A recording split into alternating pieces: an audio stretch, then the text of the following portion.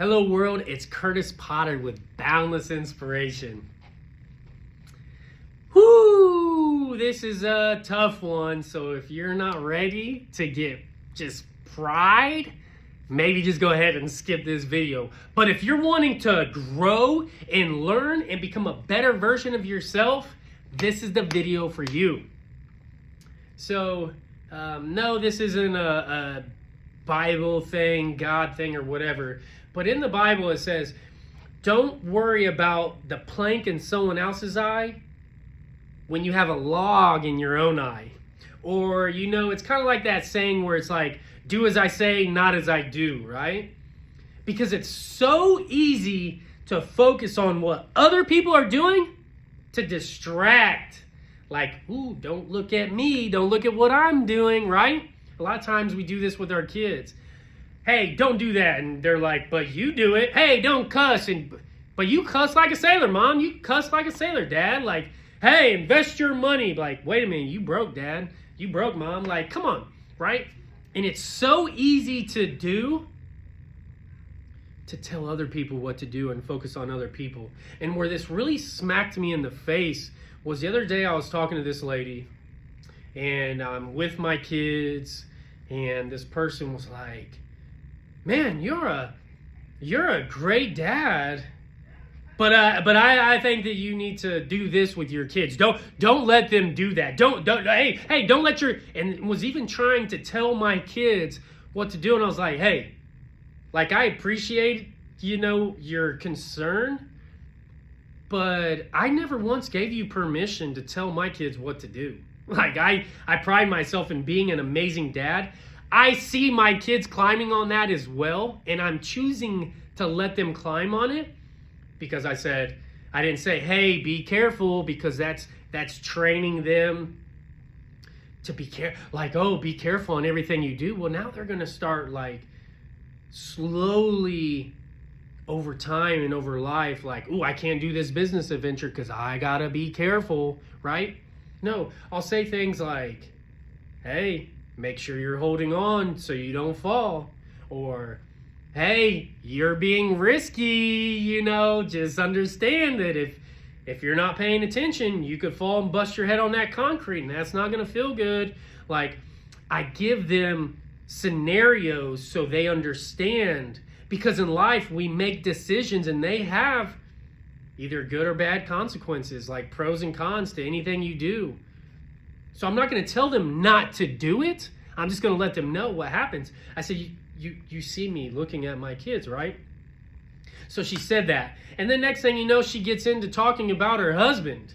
And I'm like, well, yeah, I'm single, but you obviously have a wedding ring on. So I'm, kind of just keep my distance from those types of females. And then she just starts venting to me about her husband. I just got off the phone with my husband, blah, blah, blah. And he always interrupts. She's just bashing her husband, right? Bashing. And I'm talking to this lady, and what I realized, I was like, she interrupted me like 4 times in the matter of 15 minutes.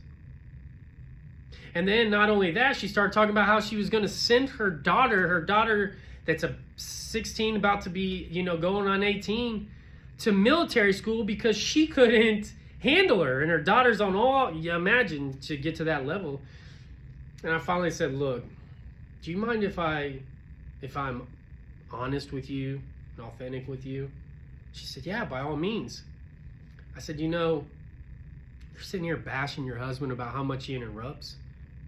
Just in this conversation we've had, you've interrupted me at least 4 times. Like, you're finishing my sentences for me like we're husband and wife or something. And every time you've interrupted me, you was completely off. Like, it'd be one thing if you're like, I can't think of the word, and you're trying to help me with the word or something. But, like, you interrupted me, and it was so left field, it was nowhere even close to what I was about to say. So you interrupted me and distracted the conversation that had no relevance. For what? I was like, so you're bashing your husband and interrupting. Personally, I think you interrupt me more than any single person that I have in my life right now. I keep those people away because I'm like, come on, And I've been that place before, and I could see it in their eyes, like, dude, just stop interrupting me. Is what you have to say more important than what I'm saying? Like, that's what you're saying to those persons. And I was like, and then multiple times now you've already tried to tell my kids what to do, and I never gave you permission, and then telling me how to be a better parent. I was like, but no offense, but you're talking about how you can't even handle your kids, and the oldest one you're about to send to military school. I said, no offense, but have you looked in the mirror? Like you're so focused on what other people are doing wrong to where you're giving me unsolicited advice that I never even asked for. And every single person I know says, dude, you're the best father I've ever seen. Like, I am very intentional when I'm with my kids and everything that I have to do with my kids. And she's like, you know what? I'm sorry. And you're right. She's like, oh, my psychiatrist says this, why I interrupt, and how, you know what, it's just because of my learning style. And I'm like, that's your paradigm. You're justifying the fact that you just interrupted me 4 or 5 times in 10 minutes, but bashing your husband because he does it. Well, what if the way he learns and talks, like he can't justify his, but you can justify yours? And I'm not here to bash her. It was just a situation where I was like, there was like 3 different things that in one 15, 20-minute conversation where she was like, you need to do this, they need to do that, they need to do this, that person needs to do that, right? So I just remind you, when you're pointing at somebody, remember there's 3 pointed back at you and 1 at God, right? And how if you take that finger and you point it back at you, thumbs up, baby. So that's what I learned when I was like pointing you. I can justify why I'm pointing at all these people when I finally made the mature decision to point them all back at me.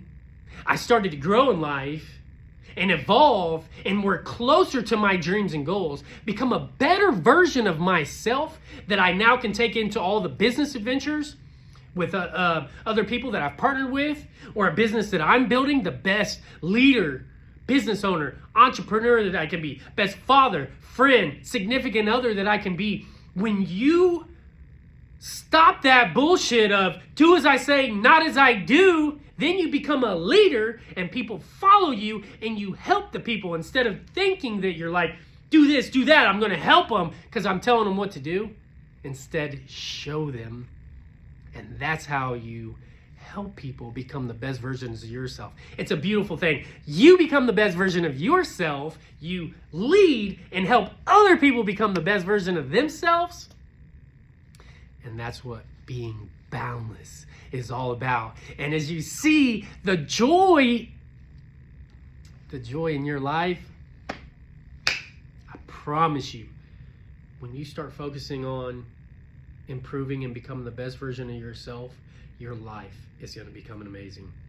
So please put in the comment section where you transformed your life, where you started focusing on you and how it benefited. I want positive stories so our viewers can all see and understand that it's not just me, it's not just them, it's all of us on becoming boundless. I love you all, and you know the drill. Be boundless.